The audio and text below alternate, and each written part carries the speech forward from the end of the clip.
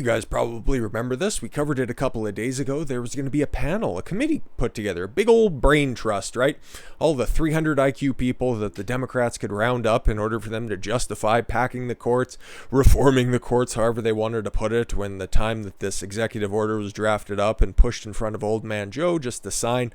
Yeah, it looks like they're taking this very seriously. So seriously, in fact, they're pushing through legislation in order to just, fucking forego the panel. Fuck it, we're going to do it anyways. And we're not putting in one Supreme Court Justice, not even putting in two. How about four for you?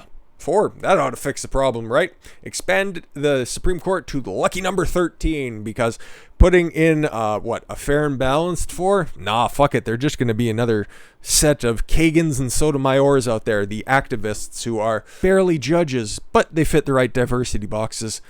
And, of course, I had to know who was going to be pushing this forward. Ed Markey of Massachusetts and Representative Hank Johnson of Georgia and Peter Griffin himself, Jerry Nadler, introduced a bill that would add 4 seats to the Supreme Court. But at least it's being met with absolute stone-faced response of shock and horror. A group of Democrats on Thursday unveiled their bill to expand the Supreme Court, but party leaders showed little support and Republicans assailed the proposal as radical. Yeah, don't say. But Jerry Nadler, come on, he's been here since the 90s. He's got to know what he's talking about.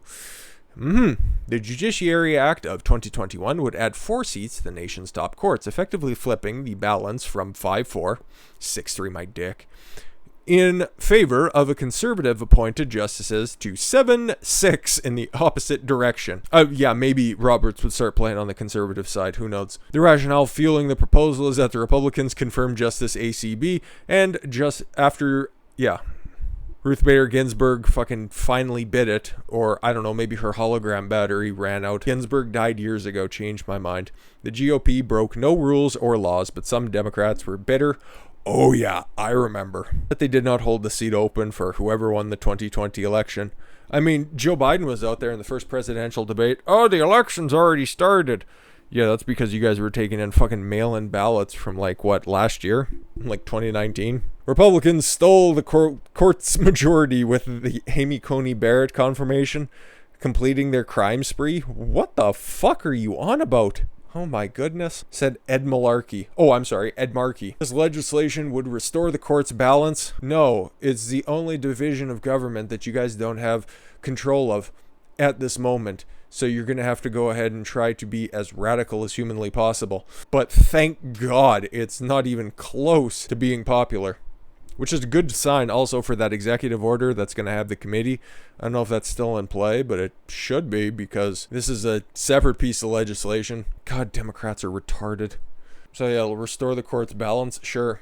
And public standing, and begin to repair the damage done to our judiciary and democracy. Oh, no. Trust me, Republicans hate the Supreme Court just as much for separate but different reasons. Markey introduced the bill with Representative Jerry Nadler, Hank Johnson, and Mondaire Jones, who also had a hot take. We'll get to him in a second. The representatives tried taking another angle on the proposal. 13 seats, they said, would match up well with the 13 circuit courts. Of course, right? They have to find some way to figure out their retarded decision to do this. That is about as popular as crib death. I have no plans to bring it to the floor, House Speaker Nancy Pelosi said. Okay, well, that just shows that it's fucking dead on arrival, as she voiced support for President Joe Biden's commission to study possible changes to the court. Jerry Nadler's got to have a fairly high spot when it comes to the hierarchy of old-time Democrats that are still in the fucking House of Representatives for whatever reason. Why would he be signing on to something this stupid? Maybe it was to just throw it out there and see what kind of support they could get for it and end up throwing his fat ass under the bus. I just heard about it and I'm not ready to sign on yet. I think the commission of Biden is the right move, said Senator Dick Durbin. Wow, you know it's radical if Dick Durbin isn't even going to sign on. The Senate Majority Whip added, Joe Manchin, one of the last rational people on earth on the Democratic side, said Thursday he opposes expanding the court. Yeah, so it's going to be fucking dead on arrival, kids. Well, it's not even going to fucking see the light of day. It's not even going to get voted on because Pelosi's just going to look at it and throw it out. Unless they figure a way to just kind of throw it in there on something else. Who knows? It's probably not going to get tabled. So I suppose democracy is fine for one more day. But how about Mondaire Jones? Buddy, instead of just siding with everybody else and saying, well, we should have 13 Supreme Court justices because we got 13 circuit courts. That makes sense, right? Well, he's also one of these fucking big brain motherfuckers out here saying that the Supreme Court expansion is infrastructure. If you don't know the meme, it became an unintentional meme, by the way, on the 7th after Kirsten Gillibrand, senator from New York, where all of the best ideas come from, tweeted out this fucking hot take in response to the big, huge infrastructure bill where only $641 billion, I think that's the right number, I know it's 600 and some billion, of the infrastructure bill actually goes towards infrastructure. So they're going to have to figure out a way in order to push through all of their social progress pet projects by saying stupid shit like paid leave is infrastructure, childcare is infrastructure, caregiving is infrastructure, and then dumbass here says Supreme Court expansion is infrastructure. I want to end on a laugh, but there's nothing more hilarious than that take. Oh my goodness. I hope he's waiting for the bus, because I don't think you could have the IQ points in order to pass to get a driver's license, because that is the textbook definition of retarded. Like, I'm sure he's a smart guy. I'm sure he's a good guy. He probably represents his district well. But that is not using all of your mental faculties to their fullest possible extent. You are actively handicapping your position. You can't see his Congress pin in this picture here, so it's probably affixed to the chin strap that he has to wear for his helmet whenever he goes in to debate these types of topics. I don't know, man.